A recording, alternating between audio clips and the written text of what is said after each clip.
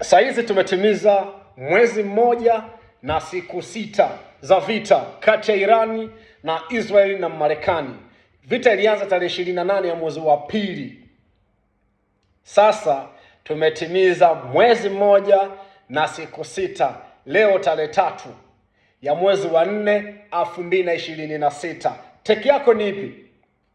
Umefikia wapi? Bado uko upande ambao unaofikiria? Sasa pamekuwa pagumu sana.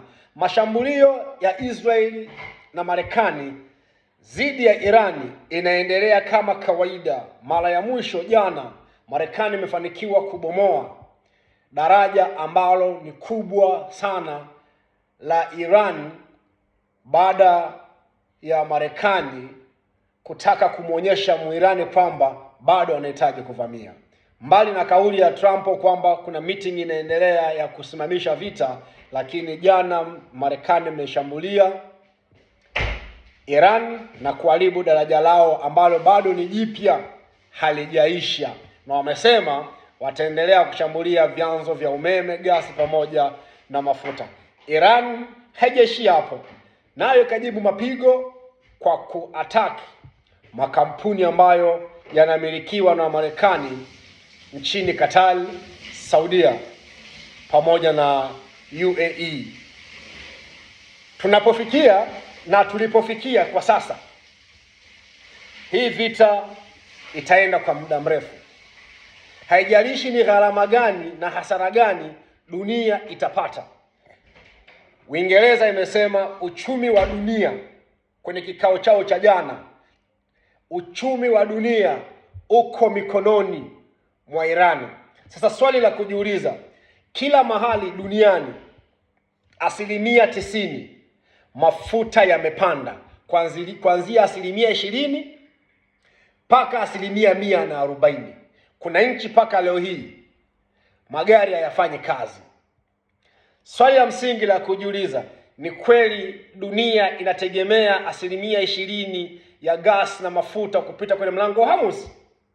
Wengi wanajiuliza maswali, kama ni kweli dunia inategemea 20%, asilimia 80 zinatoka wapi?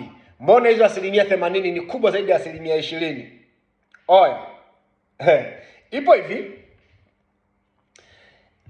kuna nchi mzalishaji wa mafuta na nchi msambazaji wa mafuta. Hizi ni nchi mbili tofauti na wala haziingiliani. Doesn't matter wanayo ama hawana. Kuna nchi kama Marekani. Marekani ni nchi kubwa ya kuuza mafuta na gesi, lakini wao hawachimbi kwa kuuzia watu wengine, ila wao wanachofanya ni kununua kwa watu wengine kisha wanawauzia watu wengine. Lakini nchi mzalishaji wa mafuta duniani namba 3, hizi ni nchi kubwa zinazozalisha mafuta kwa wingi duniani.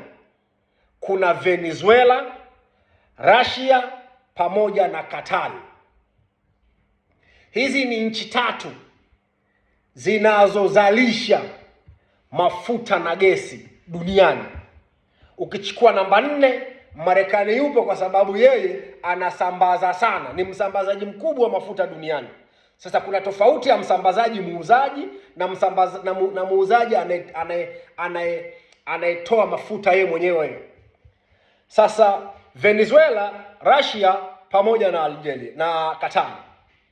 Qatar, ukienda kwenye map ya Asia utaona kabisa Qatar iko sehemu gani. Qatar haina njia nyingine ya kupitisha mafuta tofauti na mlango wa Hormuz. Ni nchi ngapi zinategemea mafuta kutoka Qatar? Saudi Arabia, UAE, Kuwait. Hapa chini kuna Oman. Juu hapa kuna UAE.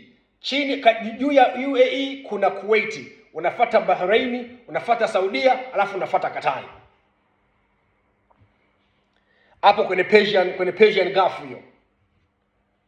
Sasa hakuna jinsi mafuta yanaweza katoka Kuwait, yakatoka Saudia, yakatoka UAE bila kupita kwenye mlango wa Hormuz. Singapore, India, South Korea. Hawa ni wauzaji wa mafuta wakubwa duniani. 70% ya mafuta kutoka India wanategemea na wao pia kutoka Qatar na Kuwait pamoja na Saudi Arabia. India anategemea mafuta mengi kutoka kwa Russia. Venezuela baada ya kushikwa na Marekani, wao hawatoi tena, inaingiza Marekani, kisha Marekani ndio anasambaza. Kwa hiyo Venezuela kwa sasa hawauzi mafuta. Hizi nchi zote usambazaji wakubwa wa mafuta baada ya mlango wa Hormuz kufungwa, mtikisiko wa dunia wa uchumi. Ulaya yote inategemea mafuta kutoka sehemu kuu tatu. Sehemu ya kwanza ni Norway. Norway inajitahidi kuproduce mafuta kwa wingi kwenye nchi za Ulaya. Ya pili ni Russia. Inailisha sana Ulaya, lakini baada ya mapingamizi aliyoacha kuwauzia Russia, kuwauzia nchi za Ulaya, akanamuuzia Mturuki, wakaingia bifu, akaanza kumuuzia Muhindi baada ya kukatazwa na Marekani, akawa hanunui mafuta tena kwa Russia. Amerudi kwenye hii vita jana. Muhindi amerudi juzi hapa kununua mafuta tarehe 11. Marekani amwambia basi nenda kanunue mafuta Russia. Sasa utaona jinsi gani saizi. Na Algeria inaipa mafuta kwa wingi sana Italy pamoja na Spain. So asilimia kubwa ya mafuta ya Ulaya yanatoka Russia, Norway pamoja na Algeria. Ila kiwango kingi cha mafuta na gasi kinatoka Russia. Kiwango kikubwa cha nchi zilizobaki zinatoka Gulf. Ndio maana umeona wiki ya kwanza ya ufungaji wa mlango wa Hormuz, Uingereza ilienda mpaka 140%. Marekani wazalishaji wakubwa, lakini wiki ya pili walienda 27%. Hizi nchi za karibu, Ujerumani, Netherlands, Poland, Denmark, Finland, Albania ni nchi ambazo ziliingia wiki ya kwanza tu bei kapanda ya mafuta. Ndio tunaona jinsi gani ule mfereji ni wa muhimu sana. Sasa katika vita hii Marekani amepoteza nguvu ya ushawishi kwa wanachama wao. Leo hii Mjapani anakaa meza moja na Muirani kujadili biashara ya mafuta. Ni jambo moja kubwa sana hilo. Sikuweza kuamini hata siku moja kwamba Vietnam inaweza kukaa meza moja na Russia kuweza kujadili utengenezaji wa silaha za nyuklia. Sikuweza kufikiria, lakini hili limetokea last week. Na Marekani hajafanya chochote kile. Trump anaendelea kusisitiza kuiteka Cuba. Cuba ni miongoni mwa nchi ngumu kutawaliwa na Marekani years back, wakati wa Fidel Castro akiwa rais. Imepitia mtikisiko wa uchumi na kukatika kwa gasi. Hakuna mtu ambaye anaweza kumsaidia Cuba. Marekani ameshaweka kikomo, lakini juzi meli ya Russia na China zimepeleka gesi na mafuta. Marekani hajafanya chochote na meli zimefika salama. Inakupa picha gani?